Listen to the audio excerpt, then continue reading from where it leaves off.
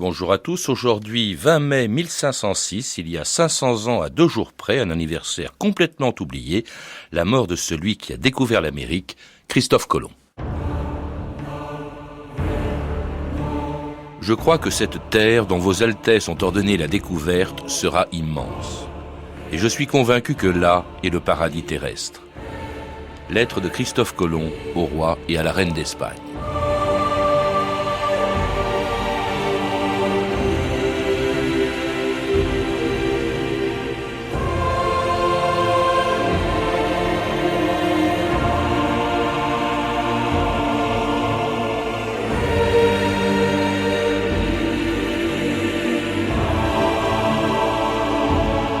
« 2000 ans d'histoire.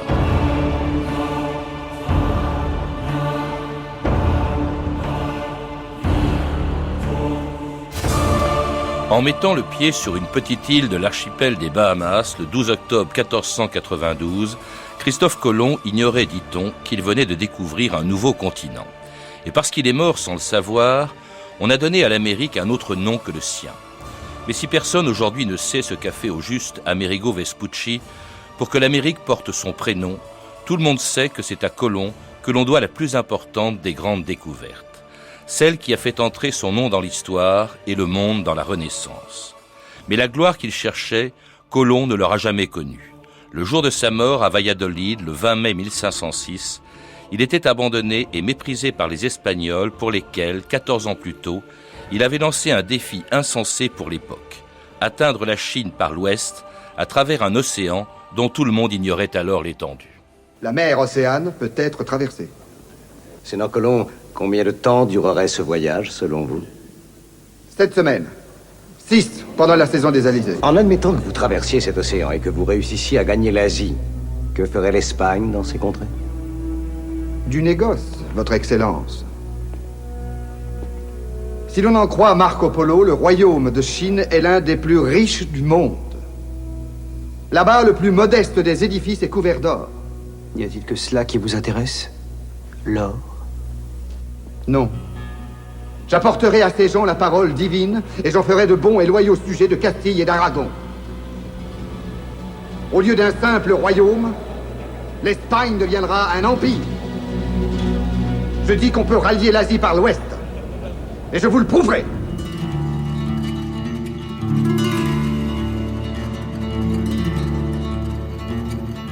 Michel Lequesne, bonjour. C'était un extrait du très beau film de Ridley Scott, 1492, avec Gérard Depardieu, qu'on a reconnu dans le rôle de Christophe Colomb. Christophe Colomb qui est mort le 20 mai 1506, il y a 500 ans, à 2 jours près, et sans savoir, dit-on, qu'il avait découvert un nouveau continent. Or, dans un de vos livres, Christophe Colomb, amiral de la mer Océane, qui a été réédité chez Découverte Gallimard, vous affirmez le contraire, vous dites qu'au contraire, il savait très bien ce qu'il faisait, il savait très bien, au fond, qu'il était sur une autre terre que la Chine, qui était pourtant sa destination initiale. Pas exactement. Il lui avait fallu dire que l'Asie, qu'on appelait les Indes en général, donc y compris la Chine, était atteignable en traversant l'océan. Alors, mais il avait déjà dans la tête que la structure du monde devait exiger l'existence, sinon d'un très grand nombre d'îles, et peut-être même un continent au sud de cette Chine. Donc, il sait bien que, enfin, c'est un prétexte pour lui, la Chine, cette nouvelle voie maritime qu'il cherche à trouver vers la Chine, dont on connaît l'existence, dont on connaît les richesses que Marco Polo, on l'a entendu, a décrites, dont on reçoit d'ailleurs des produits par des routes terrestres ou maritimes qui viennent de l'Ouest, mais qui sont contrôlées par les Arabes, en fait. Et c'est la raison pour laquelle, aussi bien les Portugais que les Espagnols cherchent une autre voie. Alors, ce qui se passe, c'est que Colomb, et c'est l'acharnement de Colomb qui est assez fascinant, pendant 7 ans, va proposer ce projet de route vers l'Ouest, à travers ce qu'on appelait la mer Océane. Il le propose aux Portugais, et les Portugais, ça les intéresse pas tellement. C'est au Portugal qu'il a trouvé l'idée de la recherche d'une voie vers l'Asie. Mais le Portugal avait déjà pensé à cette possibilité. Ils ont fait des tentatives. Mais les marins qui sont partis, soit sont revenus effrayés par la taille de l'océan qu'ils abordaient, soit l'un d'entre eux, Van Holmen, n'est pas revenu. Colomb, lui...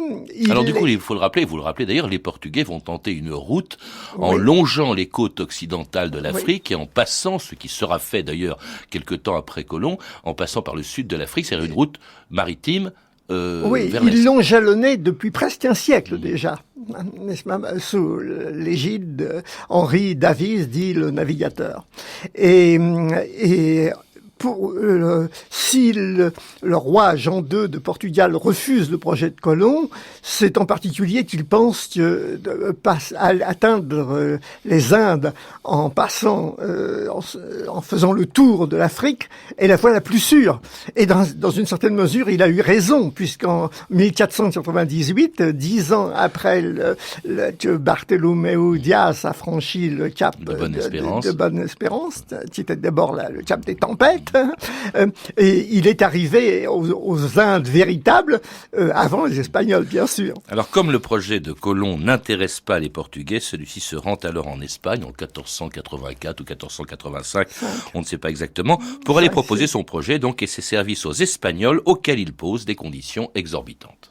Il nous sommes d'être fait chevalier et d'avoir le droit de porter les éperons d'or. En outre, il veut recevoir le titre de Don Cristobal, appartenir à la noblesse.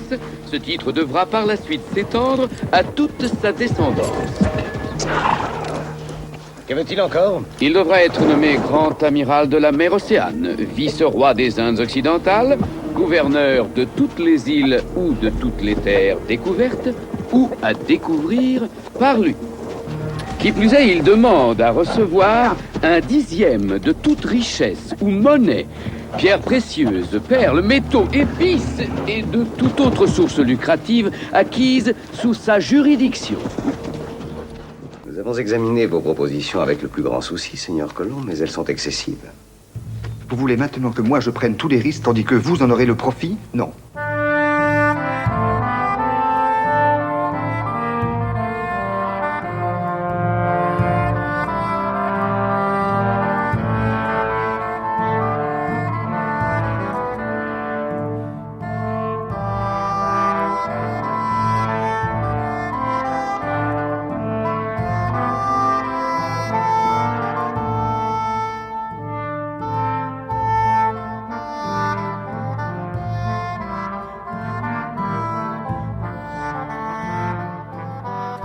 Et vous entendez un extrait de la Missa Mappamundi, la messe de la Mappemonde, je suppose, écrite par un contemporain de Christophe Colomb, Johannes Cornago.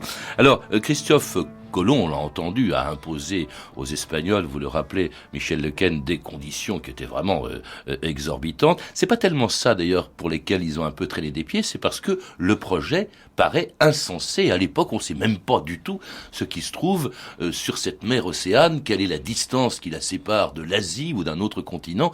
On n'en sait rien. Personne ne l'avait jamais traversé. Bien sûr. Il y avait deux théories. Celle de Ptolémée, pour qui les terres émergées représentaient 180 degrés de la circonférence du globe.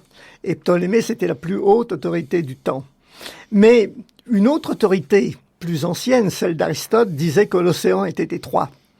Et Colomb a choisi Aristote, mais pas a priori. Il y avait aussi un autre géographe qui avait étendu les terres, ce qu'on appelait l'écoumène, en longueur, l'Europe et l'Asie, et Colomb y avait ajouté les découvertes de Marco Polo, n'est-ce pas? Et pour lui, l'océan n'avait que 80 degrés.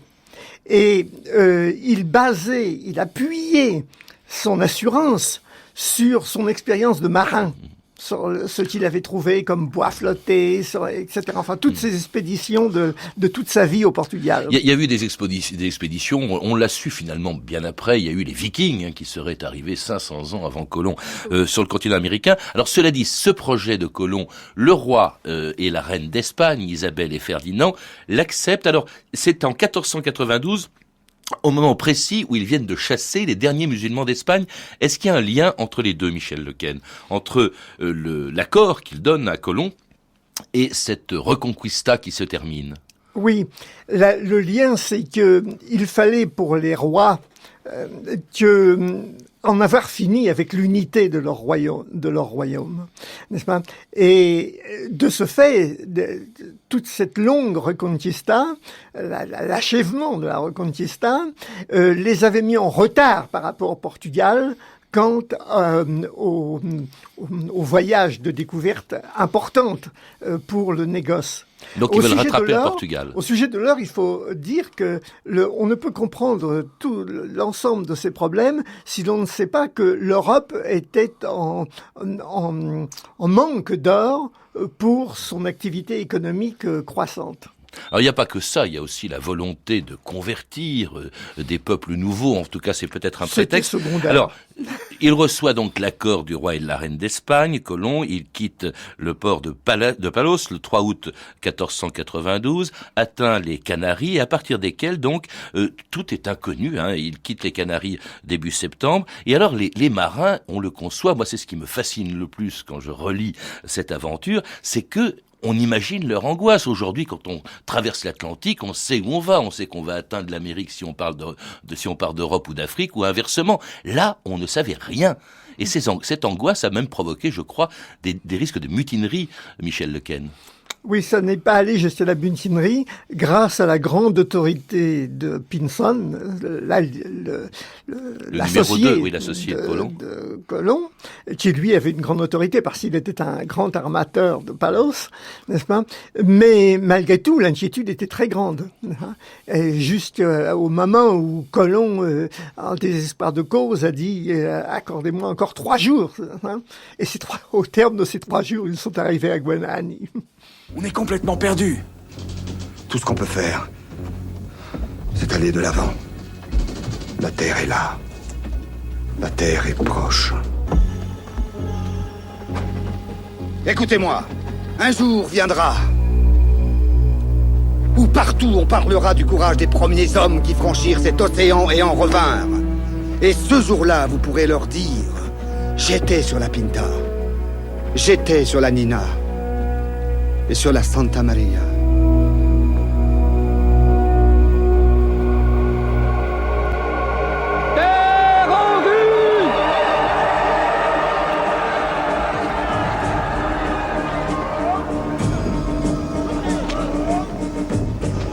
Cristóbal. Par la grâce de Dieu, en lieu et place de leur gracieuse majesté de Castille et d'Aragon, en vertu des pouvoirs qui me sont conférés, je déclare espagnole cette terre que j'appelle San Salvador.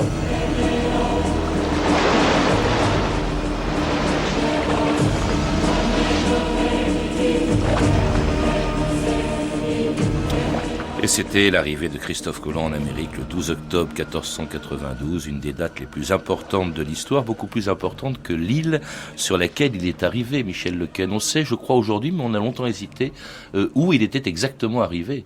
Non, on le sait déjà depuis un certain moment. Oui, on a hésité au début au long du 19e siècle, mais maintenant c'est bien établi. Alors c'est l'île, je crois, qu'on appelle aujourd'hui Watling ou San Salvador, je crois qu'elle a repris son nom d'origine. On est dans les Bahamas, et puis c'est pas la découverte d'une terre, c'est la découverte des hommes qui y vivent, ce premier contact avec, je crois, des Indiens qu'on appelle les Taïnos, c'est ça? Oui, et avec lesquels les rapports sont bons, il n'y a pas d'inquiétude de la part des Indiens apparemment. Oui, absolument pas. Parce que ce sont des hommes qui viennent du ciel. Et les Espagnols. Qui sont étranges, oui.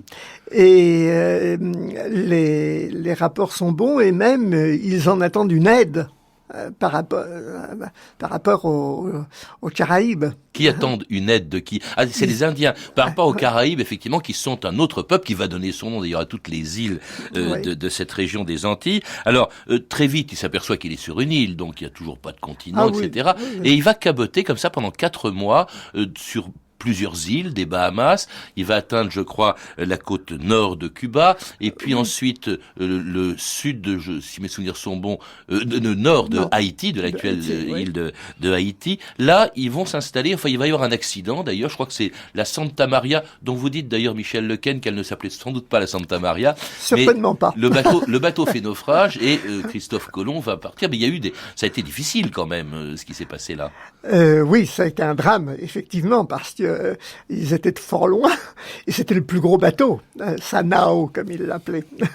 Et alors, il revient avec les 2 bateaux restants vers l'Espagne, mais alors il revient rigoureusement sans rien de ce que les Espagnols pouvaient espérer. Il n'y a pas d'or, il y a très peu d'or, il n'y a pas d'épices. Il revient avec des coquillages, des fruits totalement inconnus, du tabac, des perroquets, 10 Indiens, et pourtant, dites-vous, Michel Lequesne, il est accueilli triomphalement en Espagne. Ah oui, il avait réussi. Il avait montré que, n'est-ce pas, que l'océan pouvait être franchi.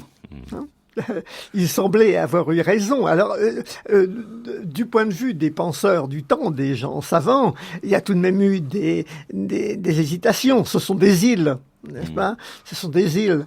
Et il a fallu beaucoup de temps pour qu'on comprenne que c'était là l'avant-garde d'un continent. Oui, oui, le début d'un continent. Mais pour Colomb, il croyait effectivement que à son nord, c'était l'Asie. Alors, il va repartir, il y aura un deuxième voyage qui, lui, il va durer très longtemps, il va durer 5 ans, un voyage d'exploration, toujours à travers les Antilles. Il touche toujours pas le continent proprement dit. Cela dit, il donne à toutes les îles des Antilles que l'on connaît des noms qu'elles ont gardés depuis et qui correspondent à quelque chose. Dites-vous, par exemple, la Dominique. Oui, c'est parce qu'ils sont arrivés un dimanche. Il y en a un autre, il y a Marie-Galante. La Marie-Galante, oui. Parce que c'était le nom de son bateau. De son bateau, oui. La Guadeloupe aussi. Alors, ils fondent une première colonie, véritablement, parce que les Espagnols qu'il avait laissés derrière lui aux Antilles, quand il revient, il ne les retrouve pas. Et puis, ils fondent une colonie qui s'appellera Isabella, d'où le nom de la reine Isabelle d'Espagne. Et puis alors, il atteint Cuba, et là, dites-vous, Michel Lequesne, il affirme que Cuba, dont il ne fait pas le tour, c'est une péninsule de l'Asie. Oui, oui. Il remonte la côte sud-ouest, et avant d'arriver au bout, il a hésité longtemps. Il s'était demandé à sa première arrivée, au premier voyage, si c'était pas le Cipango, le Japon. Et puis il a pensé c'était trop bas et trop au sud. Et il a pensé alors que c'était l'extrémité en effet sud de la Chine. Et comme toujours, il a tourné le dos. Pourquoi vous dites parce qu'en que fait... son but réel était autre. D'abord parce qu'il pensait que l'or, ça se trouvait dans les régions tropicales. L'or était l'objet d'une transmutation des métaux par le fait du soleil. Ça, tout le monde y croyait. Il fallait le trouver là. Il pensait aussi, parce que toute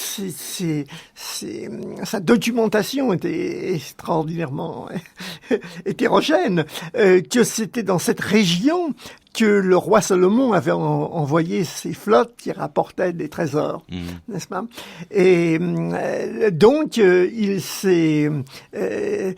n'a pas pu poursuivre d'ailleurs ses recherches lors de son deuxième voyage, n'est-ce pas? Mais ce qui est le plus important, c'est son troisième voyage. Oui, mais quand vous dites qu'il n'a pas pu poursuivre ses recherches, ce voyage quand même a duré 4 ans environ. Mais les choses ont très mal tourné. 4 mois au premier voyage, oui, elles ont très mal tourné. Parce que tourné. D'abord, quand il est revenu à son deuxième voyage, il sait que les 39 Espagnols qui avaient laissé derrière lui ont disparu. Alors vous dites qu'ils ont été peut-être dévorés par ce qu'on appelle pour la première fois des cannibales. Ah non, pas en tout cas que le nom de cannibale... Non, pas la première colonie, je parle de ceux qu'il avait laissés à la fin de son premier voyage, à la Navidad. Oui. Et vous dites qu'il y a des récits, justement, ils sont dans votre livre, Michel Lequesne, il y a des récits de cannibalisme, vous dites même que le mot serait venu de là. Oui, le mot est venu de là, mais ce n'est pas la destruction de la première colonie, n'a rien à voir avec les Caraïbes. n'est-ce pas? D'une part, les Espagnols ont fait ce qu'ils leur avaient dit de ne pas faire. Ils se sont séparés les uns des autres, ils se sont emparés des femmes, ils sont allés à l'intérieur des terres où ils ont rencontré un cacique Caonabo qui leur a été hostile. Alors, on ne sait pas trop qui les a massacrés, mais c'est pas des cannibales en tout cas.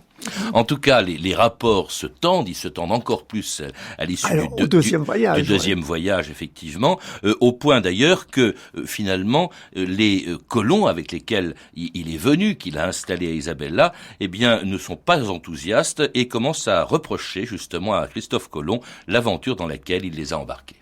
Je ne vous comprends pas, Don Cristobal. Vous traitez des chrétiens de la même façon que des sauvages. Et vous, qu'est-ce que vous leur offrez en retour? Un nouveau monde, Will.